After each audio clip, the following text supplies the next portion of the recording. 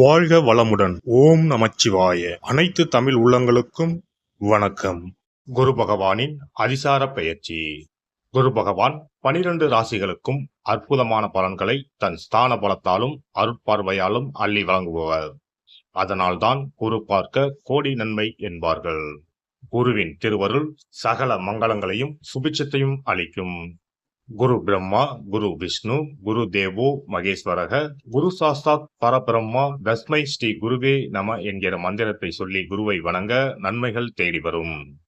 ஒரு ஜாதகத்தில் ஏராளமான தோஷங்கள் கெடுக்கும் நிலையில் இருந்தாலும் கூட அப்படி தோஷம் ஏற்படுத்தக்கூடிய கிரகத்துக்கு குருவின் பார்வையோ தொடர்போ இருந்தால் அது கெடுதல்களை செய்யாது என்பது சிறப்பு.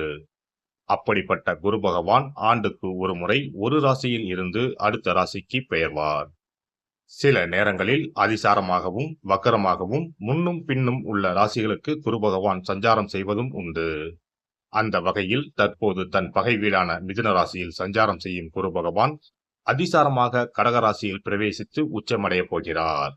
வரும் அக்டோபர் மாதம் 18ஆம் தேதி கடகத்தில் பிரவேசிக்கும் குரு பகவான் டிசம்பர் 5ஆம் தேதி வரை அங்கேயே தங்கியிருந்து பலன் தரப்போகிறார். அதன் பின் வக்கரமடைந்து மிதுன ராசிக்கு திரும்புவார். இதில் குரு பகவானின் அதிசார காலம் மட்டும் என எடுத்துக்கொண்டால் 48 நாட்களுக்கு குரு கடகத்தில் பூர்ணமாக சஞ்சரித்து அற்புதமான பலன்களை தரப்போகிறார். அடுத்த ஆண்டு நிகழும் குரு பெயர்ச்சிக்கு பின்னர் ஓராண்டு உங்கள் வாழ்க்கை எப்படி இருக்கும் என்பதற்கான முன்னோட்டமாக இந்த 48 நாட்களும் அமையும் என்றால் அது மிக இல்லை. அந்த வகையில் இதில் அற்புதமான பலனை பெறப்போகும் ராசிக்காரர்கள் என்றால் முதலில் மிதுன ராசியை சொல்லலாம். ஜென்ம குருவாக இருந்தவர் தனஸ்தானத்துக்கு நகர்வது நல்ல மாற்றமாகும். கன்னி ராசிக்கு லாபஸ்தானத்தில் அமர்ந்து உற்சாகத்தை கொடுக்க போகிறார். விருச்சிக ராசிக்கு 9இல் அமர்ந்து ஆசுவாசப்படுத்தப் போகிறார். மகர ராசிக்கு 7இல் அமர்ந்து ஆனந்தமான வாழ்வை தரப்போகிறார். மீன ராசிக்காரர்கள் கஷ்டங்கள் நீங்கி சுகமான வாழ்வை அனுபவிப்பார்கள். மற்றபடி தனகாரகரான குரு பகவான் உச்சம் அடைவதால் உலகெங்கும் பணத்தட்டுப்பாடு ஓரளவு நீங்கும். வாரா கடன்கள் வங்கிகளுக்கு அதிகம் வசூலாகும். மழையளவு உயரும். உணவுப் பொருள் உற்பத்தி அதிகரிக்கும்.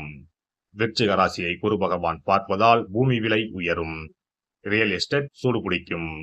மருந்து பொருட்களின் விலைகள் குறையும். குரு பகவான் மகர ராசியை பார்ப்பதால் அந்நிய முதலீடுகள் அதிகரிக்கும். குரு பகவான் மீன ராசியை பார்ப்பதால் கல்வித்துறை நவீனமாகும். பதிப்பகத்துறை, கேட்டரிங், சட்டம், சிஏ, சிவில், ஆர்கிடெக்ட் துறைகள் வளர்ச்சியடையும். இந்த அதிசார பெயர்ச்சியால் உங்கள் வாழ்வில் வளமும் நலமும் செல்வ செழிப்பும் பெற்று வாழ்வில் உயரிய நிலையை அடைய எல்லாம் வல்ல எம்பெருமானை வேண்டி விரும்பி கேட்டுக்கொள்கிறேன். கடகராசி அன்பர்களே, உங்களுக்கு கடந்த ஆண்டுகள் சரியாக அமையவில்லை என்றே சொல்லலாம். தற்போதைய குருவின் சஞ்சாரமும் விரைவிலேயே இருக்கிறது. குரு பகவான் 12ஆம் வீட்டில் அமர்ந்து பல சுப செலவுகளை தந்து கொண்டிருக்கிறார். பலரும் வீடு கட்டுதல், பிள்ளைகளுக்கு திருமணம் முடித்தல் ஆகிய செலவுகளை எதிர்கொண்டு வருகிறார்கள். ஆனால் அக்டோபர் 18ஆம் தேதி குரு பகவான் ராசிக்குள்ளேயே வந்து உச்சமடைகிறார். ஜென்ம குரு வருகிறாரே, என்ன செய்வோரோ என்ற கவலை கொள்ள வேண்டாம். ராசியில் உச்சமடையும் குரு பகவான் கடகராசிக்கு பெரிய தீமைகளை செய்ய மாட்டார் என்றாலும் சில விஷயங்களில் எச்சரிக்கையாக இருப்பது நல்லது. ஆரோக்கியத்தில் அக்கறை செலுத்துங்கள். சின்ன சின்ன உடல் உபாதைகள் என்றாலும் அலட்சியம் காட்டாமல் உரிய சிகிச்சை எடுத்துக்கொள்ளுங்கள். இரவு உணவை சீக்கிரம் எடுத்துக்கொண்டு சிறுநடை போடும் பழக்கத்தை ஆரம்பியுங்கள். இரவு நேர பயணத்தை முற்றிலும் தவிர்த்து விடுங்கள். எதற்கெடுத்தாலும் கோபப்படாமல் வார்த்தைகளில் நிதானத்தை கடைபிடியுங்கள். முன் கோபத்தை முற்றிலும் தவிர்த்து விடுங்கள். நெருக்கமானவர்கள் மனம் புண்பட்டு விலகி போக வாய்ப்பு உண்டு என்பதால் அனைவரிடம் அன்பாக பழகுங்கள்.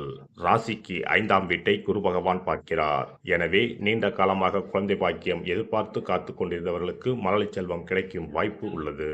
பூர்வீக சொத்துக்களில் இருந்த பிரச்சனைகள் தீரும். குலதெய்வ கோவிலுக்கு சென்று விட்டு போன பிரார்த்தனையை நிறைவேற்றுவீர்கள். ராசிக்கு 7ஆம் இடத்தை குரு பகவான் பார்ப்பதால் குடும்பத்தில் அந்யோன்யம் அதிகரிக்கும். கணவன் மனைவி இடையே பாசம் அதிகரிக்கும். ஈகோ பிரச்சனைகள் விலகும். வாழ்க்கை துணைவர் வழியில் நல்ல ஆதாயம் கிடைக்கும்.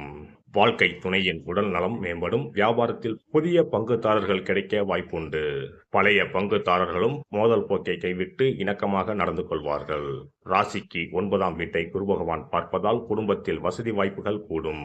தந்தை வழியில் நன்மைகள் நடைபெறும்.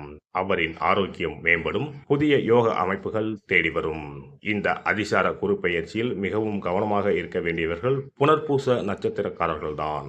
ஆரோக்கியத்தில் மிகுந்த அக்கறை எடுத்துக்கொள்ள வேண்டியவர்கள் அவர்கள்தான். மற்றபடி பூசம், ஆயில்யம் ஆகிய நட்சத்திரக்காரர்களுக்கு மிகுந்த நற்பலன்களை இந்த குரு பெயர்ச்சி வழங்கும். திங்கள் கிழமைகளில் சிவாலயம் சென்று வழிபட்டு வாருங்கள். பிரதோஷ காலத்தில் நந்திக்கு நடைபெறும் அபிஷேகத்தை தரிசனம் செய்யுங்கள். வசதி குறைந்த மாணவர்களுக்கு உதவி செய்யுங்கள். குரு பகவான் மனமகிழ்ந்து உங்கள் வாழ்வை மாற்றுவார். சிறப்பு தொகுப்பு: தோஷங்களை நீக்கும் கற்பூர பரிகாரம். வாஸ்து சாஸ்திரங்களின்படி வாழ்க்கையில் மகிழ்ச்சியையும் செழிப்பையும் கொண்டு வர பல வழிகள் உள்ளன. வருமானம் பெருக, வீட்டில் உள்ள கண் திருஷ்டி நீங்க, வேலை கிடைக்க, பல சுப பலன்கள் கிடைக்க, சிறு விஷயம் செய்தால் எல்லாம் நல்லபடியாக நடக்கும். வாஸ்துப்படி கற்பூரம் மற்றும் கிராம்பு எரிப்பது பல பிரச்சனைகளை சமாளிக்கும். இரவில் கிராம்பு வைத்து கற்பூரம் கொளுத்துங்கள். ஆசைகளை நிறைவேற்றும் சக்தி கற்பூரத்திற்கு உண்டு. உங்கள் விருப்பம் நன்றாக இருந்தால் அது நிச்சயம் நிறைவேறும். பண பிரச்சனைகளில் இருந்து விடுபட சனிக்கிழமை இரவு படுக்கைக்கு செல்வதற்கு முன் கிராம்பு மற்றும் கற்பூரத்தை வெள்ளி கிண்ணத்தில் எரிக்கவும். இப்படி செய்தால் பண பற்றாக்குறையை போக்கலாம். வீட்டில் உள்ள எதிர்மறை சக்தியை விரட்ட கற்பூரம், கிராம்பு மற்றும் ஏலக்காய் நன்றாக வேலை செய்யும். இவை தீய சக்திகளை வீட்டில் இருந்து விலக்கி வைக்கும். கற்பூரம், 5 ஏலக்காய், 5 கிராம்பு ஆகியவற்றை ஒரு பாத்திரத்தில் எடுத்து எரிக்கவும். முதலில் பூஜை அறையில் வைத்து எரித்துவிட்டு அந்த புகையை வீட்டின் மூலை முடுக்கெல்லாம் பரவவிட வேண்டும். இவ்வாறு செய்வதன் மூலம் வீட்டில் அமைதி உண்டாகும். கண் திருஷ்டி நீங்கும். எதிர்மறை ஆற்றல்கள் அகற்றப்படும். வீட்டில் இருப்பவர் மீது தீய பார்வை இருந்தால் அது நீங்கும். இவற்றை எரிப்பதன் மூலம் வீட்டில் உள்ள எந்த நோய்வாய்ப்பட்ட நபரின் உடலில் இருந்தும் அந்த பிரச்சனைகள் நீங்கும். ஆரோக்கியம் மேம்படும். சனிக்கிழமை அன்று மாலை வீட்டில் கிராம்பு மற்றும் கற்பூரத்தை எரிப்பது குடும்ப உறுப்பினர்களுக்கு மகிழ்ச்சியையும் அன்பையும் தரும். எல்லோரும் மகிழ்ச்சியாக இருப்பார்கள். எதிரிகளிடமிருந்து விடுபடுவார்கள். மேலும் கிராம்பு மற்றும் கற்பூரத்தை எரித்து வர வீட்டில் உள்ள பிணக்குகள் நீங்கும்.